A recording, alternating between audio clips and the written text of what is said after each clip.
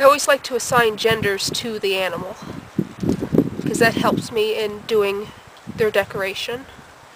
I work very intuitively.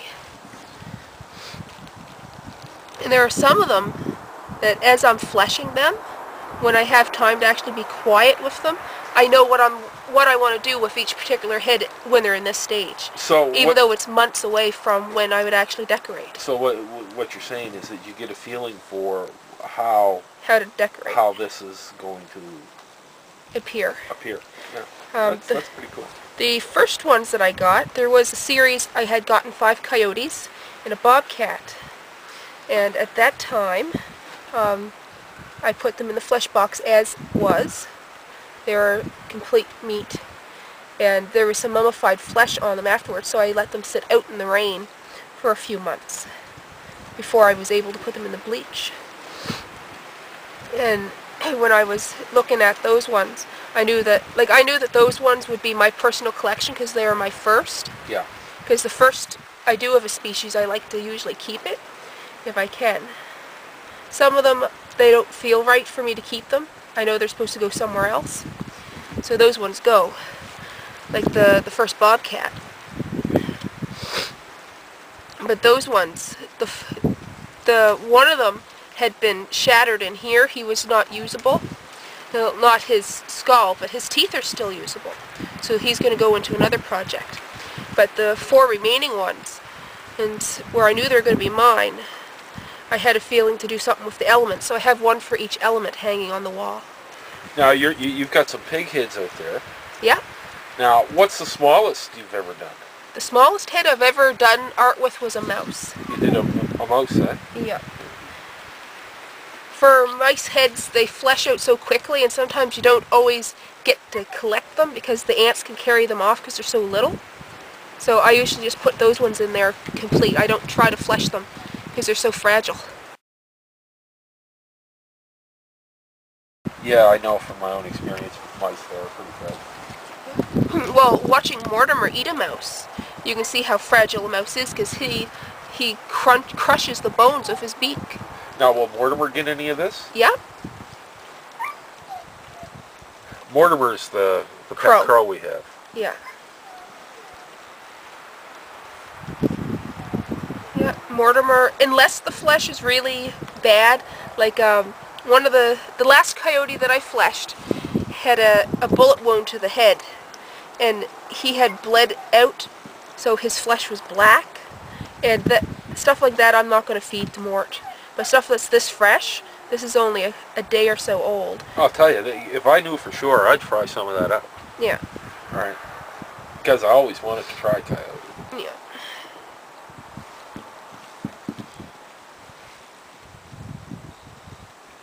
I'm surprised they didn't have it on your course.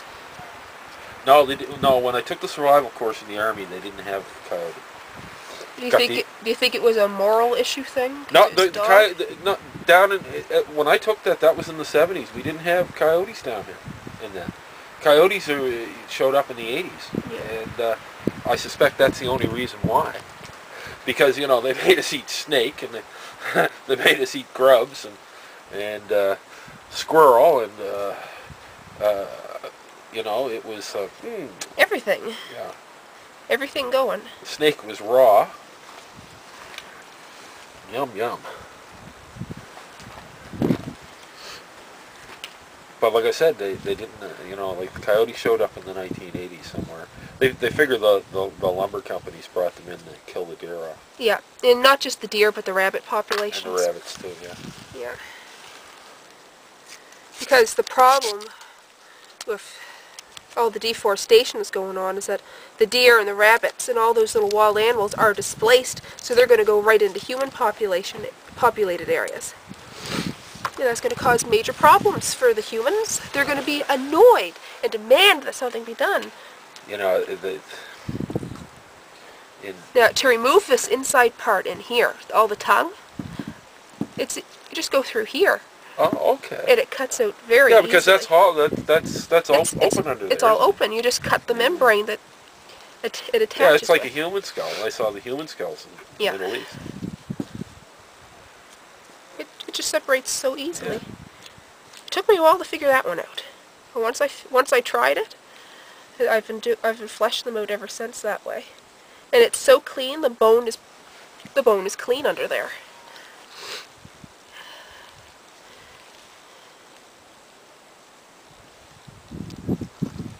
Now it all falls apart once it's fleshed, doesn't it? Like Not the jaw? completely, because there's still some sinew in there. Oh, okay, yeah. But like once it's all fleshed, and like when you take it apart, it's all in parts, right? Sometimes. It depends on the individual.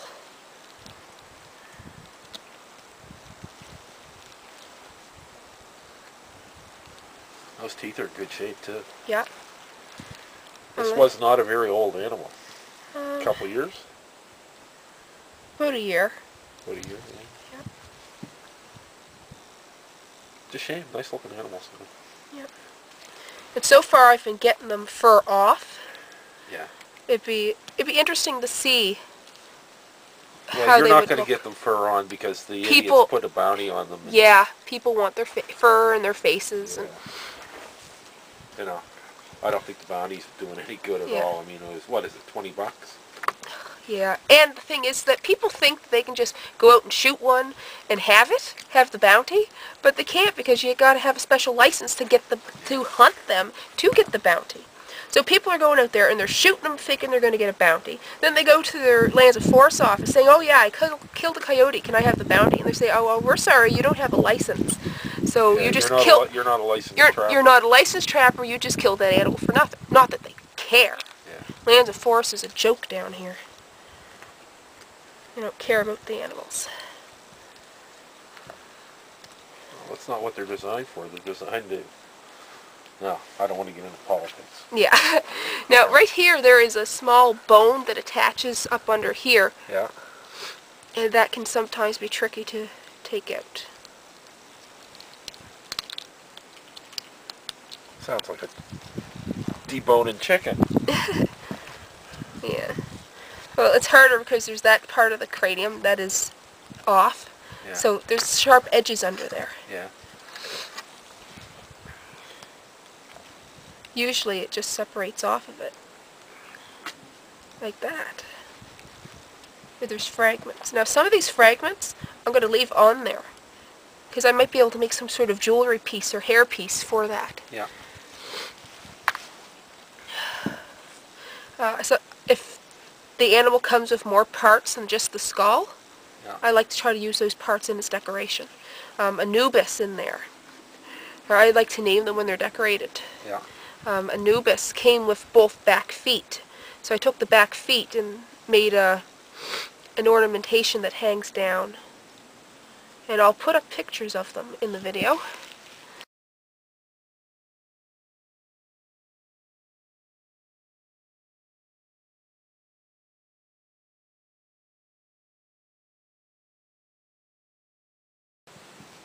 It dulls out blades really fast. Yeah, I suspect so.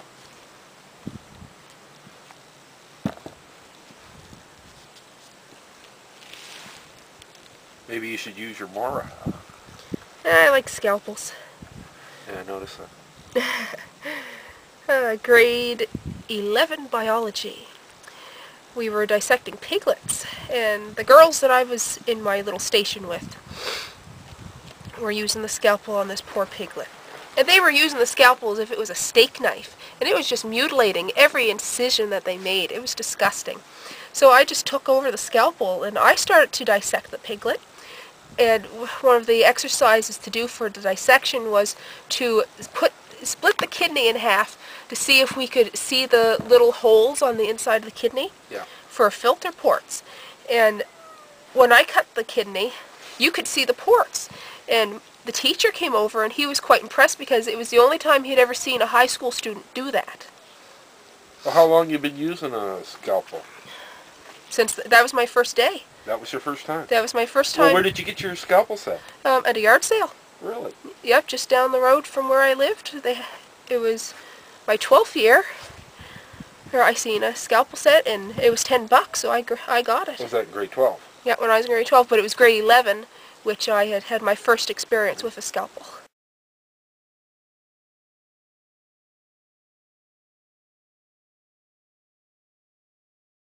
If anybody wants any surgery done, I wouldn't advise it. What, you wouldn't advise surgeries?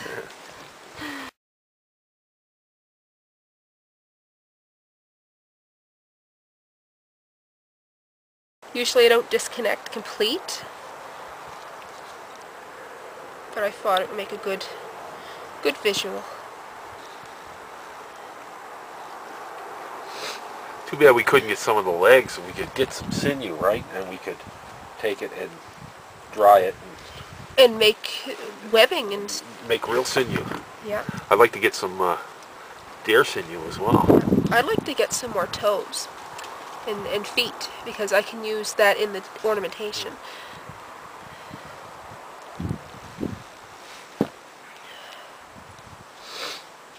Oh well, maybe next fall I'll get a deer. Yeah. It's skunked a number of years now. He's a smart one, this one that hangs out in our house. Yeah. All the locals have been after him for years. Nobody's got him. There's one here. He's beautiful, beautiful animal. Saw a sign all through August, September, right? Dog saw him, chased him, and then came running back when he turned to face him. But he's seen how big Deer it season was. opens, he disappears. Yeah. The last... Now this is what's holding me up right here, if you can see that, is this white part. Okay. That's the sinew. That stuff's pretty tough. Yeah. But anyway, the last day of deer season, just after dark, so deer season's ending, he shows up again. Yeah, he's back on the lawn. Says, haha, you can't get me now. It's like he has a calendar. I'm sure they have their processes that they regulate. It's like the geese know when it's time to leave and when it's time to get back. Well, when did we see those deer? About 3 weeks ago? Yeah. Yeah, there's some nerves connecting in here, I think. I don't think, because this part, all the sinew is off. So it's not going to disconnect. I can feel that there's something in there. So that's not going to do, you just leave it. Yeah, just leave it after everything's all cut. Yeah. But here's a clue. Yeah, you can see the tan hair on the very tip of this. Yeah. Some of the nose leather. It's important to get as much of that off as possible, because it will mummify. Yeah, I remember you had a terrible time when with the first ones. With the first ones, yeah. Yeah. Well, you live and learn. Oh yeah. You know.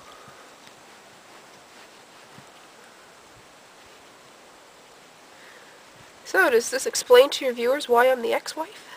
Yeah. You can see why she's the ex, right? Yeah. No, that's not the reason why. Yeah, because you're not bothered by me. I'm not bothered by this. I find it absolutely fascinating. This is the first time you've watched me. No, remember I came out and took the pictures? Oh yeah? You did come out and take pictures. And then those first ones you did where they're all mummified, I was watching it through the window. I said, nah, this is just too hilarious. Yeah, because I had to, like, all of this skin right in here, this really waxy, sinewy tissue, this has been coming off the way I'm fleshing now with the bags in the box, but before it didn't. It just glued itself to the skull. So that's the bone right there, eh? Yeah, this is bone. Oh. Okay. It's pink because there is a thin layer of connective tissue. Now, are you going to take that off now? No. Okay. No, the maggots will eat this right off. Oh, okay.